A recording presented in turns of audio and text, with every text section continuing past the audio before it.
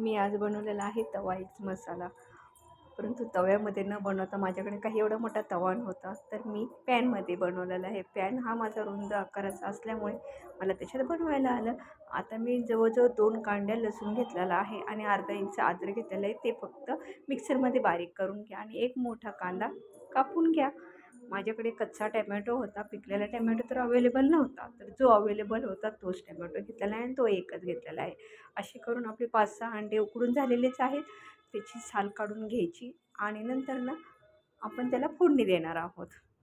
हे बघा, आता हा प्रत्येक अंड्याचे असे 2 भाग करून घ्यायचे, कारण की आपल्याला पॅनमध्ये हे थोडेसे हळद आणि लाल तिखट आणि मीठ टाकून थोडेसे परतून घ्यायचे आहेत.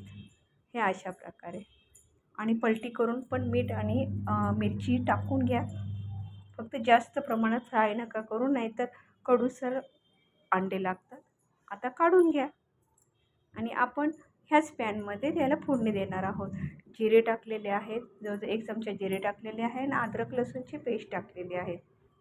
अद्रक लसूणची पेस्ट चांगली लाल झाली की आपण कटिंग केलेला कांदा टाकून घेऊ आणि तोही परतून घेऊ. ह्याचा कच्चेपणा पूर्ण काढून टाकायचा. जरा थोडा मऊ झाला की मग आपण टॅमॅटो टाकणार आहोत. काय वेळेस काय होतं, मसाल्यात जर कांदा व्यवस्थित परतला गेला नाही, अर्धवट कच्चा, तर भाजीला काहीही टेस्ट लागत नाही आहे. अशा प्रकारे हा कांदा परतून घ्या आणि नंतर त्याच्यात टॅमॅटो ॲड करायचा आणि आपण केलेला आहे. आता टॅमॅटोसुद्धा व्यवस्थित परतून घ्या. टॅमॅटो मऊसर झाला की मग मसाले टाकून घेऊ.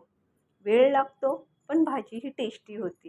त्यामुळे आपल्याला कांदा टॅमॅटो व्यवस्थित मिक्स करूच तर थांबावंच लागतं ना.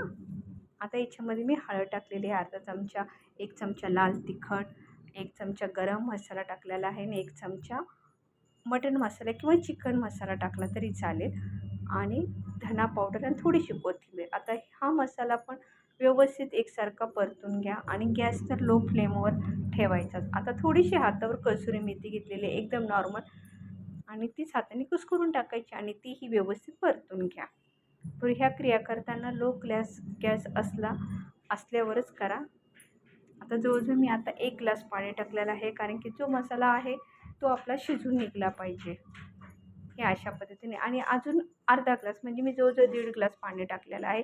उकळी आलेली आहे. उकळी येऊन 10 मिनटं झाले. गॅस कमी करून ठेवलेला आहे. आता बघा तरी पण आलेली आहे. तर आता आपण जे आपण फ्राय केलेले अंडे होते ते टाकून घेऊ आणि थोडीशी कोथिंबीर टाकलेली आहे.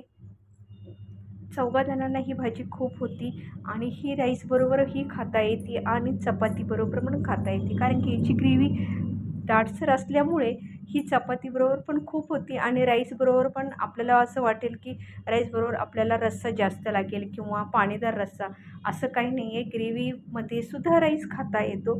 ज्याला राईस खाण्याची आवड आहे तो राईसबरोबर पण थोडंसं खाऊ शकतो आणि चपातीबरोबर पण. अशी 4 जणांची भाजी तयार आहे. व्हिडिओ आवडल्यास लाईक करा, शेअर करा आणि व्हिडिओवर नवीन असेल तर सबस्क्राईब जरूर करा. रोजचे व्हिडिओ तुमच्यापर्यंत पोचत राहतील. तुम्ही रोजचे व्हिडिओ माझे पाहता याबद्दल धन्यवाद. बाय.